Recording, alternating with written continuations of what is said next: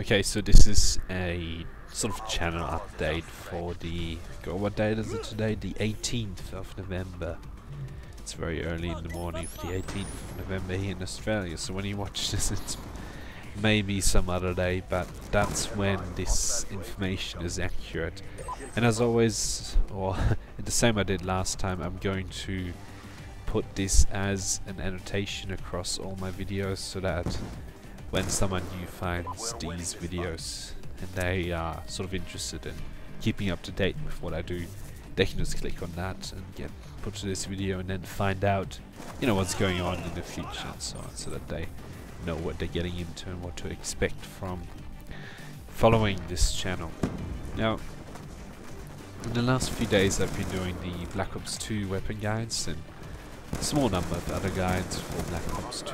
I'm enjoying that very much, but unfortunately that is going to be done very soon. In fact, on Monday night, the new Hitman game comes out and I'll be starting to do guides for that. But I think there are quite a few new people that are here for the Black Ops 2 content. So I want to keep producing Black Ops 2 content, but of course I can't produce any more weapon guides once I've done all the weapons. And I'm getting very close to the end of that. Now you might notice that I haven't done any sniper rifles or light machine guns. First of all, I'm gonna finish there's one more submachine gun I have to do and 2 more assault rifles. The submachine gun is a burst fire weapon, which is a very interesting weapon, but yeah, I've sort of started leveling it up so that won't take too long. And the 2 assault rifles, one of them is also a burst fire weapon.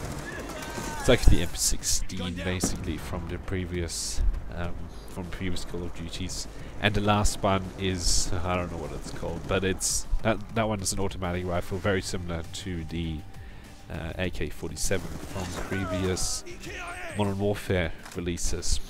So those will be what I will be doing tomorrow on Sunday. Actually, I should say today on Sunday. I'll try to get all of those done and get them out to you. But the light machine guns, I'll see if I on Monday I'll do a couple of those. Basically the ones I like, because I think with the light machine guns I'm going to have to play a bit more defensively to do well with them, and I'm not really I don't really like playing that way. I get a bit bored, so I'll use the ones that are a bit more aggressive and I can go for the objectives a bit. I'll use those and make guides for those. But unfortunately, I don't know if you care, you probably don't, but the sniper rifles I'm not going to do, because for all of them I'm just going to recommend to sit in the window, or if I was going to do them, I would just recommend to sit in the window and pick people up from a long distance, and that's very boring to watch and indeed very boring to play, and also very boring to make a guide about. So I think everyone loses if I was to make that kind of guide. But so the content that I want to keep producing, I'm not 100% sure about what Black Ops 2 content I want to keep producing.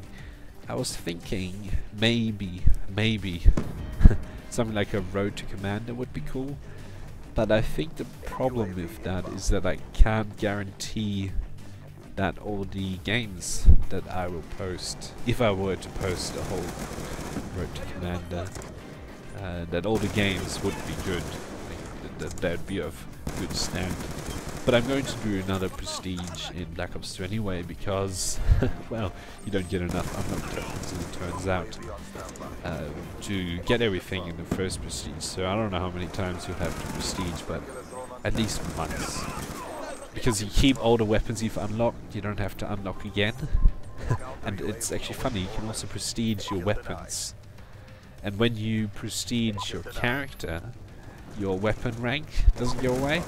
So that's good. So I'm never going to prestige my weapons, because some of the weapons are a pain to get up to a level where they're fun to use. You know, these semi-automatic rifles, especially the one I did get about today. That one was frustrating to get up to level, whatever level I got it up to. Oh, maybe I should explain that as well. So often you see that when I make a guide about a weapon, it says that I've got whatever the full rank, but other times I don't achieve full rank, and basically why that is I stop really having to play with the weapon when I get to the last attachment that I think will be useful. The later attachments, you know, with the assault rifle, a grenade launcher and a millimeter scanner, and with the submachine guns it's, I don't know, millimeter scan and some other attachments that I don't really care about. So once I get to all the attachments that I find useful, and I know I'm going to maybe like using on the weapon, and I try them out, that's when I stop leveling up as of a necessity. Now if I'm not sure about a weapon, you know, what I'm going to recommend, then I usually play a couple more matches trying out different setups that I can think of that are good or that I found were good, and see which ones were best. But sometimes I'm already sure about what I'm going to recommend, so I stop playing the weapon. No, or if the weapon is fun to use, as the M8A1 was, that was pretty fun to use. I already knew the attachments that I wanted to use by the time I'd unlocked the last one. I think Select Fire is the last one I had to unlock. Actually, I wanted to try the extended max before I made the guide. So that one actually I made when I was full level with the weapon. So, but I could have done it earlier. That's kind of the point. So I only if I like the weapon or there's some reason to keep going, is that I will, you know, level the weapon up to the max. It's not because I'm lazy, although maybe you may think that. But it's just a streamlined process, and especially if a weapon is frustrating to use, I don't have any fun doing it. So I just want to get through it as fast as possible. Also, I haven't even finished about talking about the thing that I was going to do. So the Road to Commander, the problem I have with it is that that the games might not be up to the standard that I want them to be. So I was thinking maybe I don't know how long it will take, how many games it will take, but if I do, say, I don't know, a couple of games a day, and I pick the best one of those and upload that, maybe, or actually I don't think I'll be uploading them daily. I'll be too busy with other stuff, other guides, so maybe like 3 times a week. So I'll just play a bunch of games each week and then upload the best one from those with some sort of voiceover. Don't know what yet. Maybe, I don't know. I'll have to see. But yeah, so with the Hitman stuff, what am I going to do? Well, the Hitman game, Hitman Absolution, is actually a stealth game similar to Dishonored. Well, as far as they can be similar. Dishonored is like a modern game, sort of post-modern game, and Hitman Absolution is an absolute modern game, so like that it's set right now, I think. But regardless, they are both stealth games, so that's the idea behind both of them. And it's hard to say what type of guides I'll do before I've even started playing the game, but usually it's going to be a stealth guide for each level. Then I don't know how to complete. Maybe there's some optional objectives, or you can complete the objective in different ways.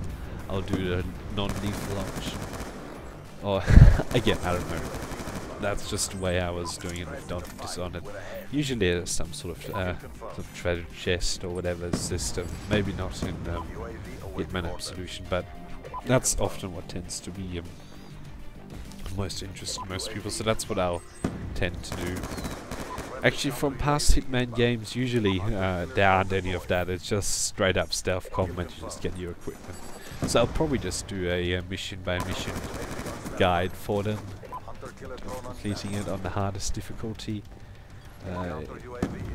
Again, if there's a non-lethal option, that's the one I'll take. I'll just go with the hardest one possible. So there you go, that's the channel update for the 18th of November 2012. Thank you for watching, and until next time.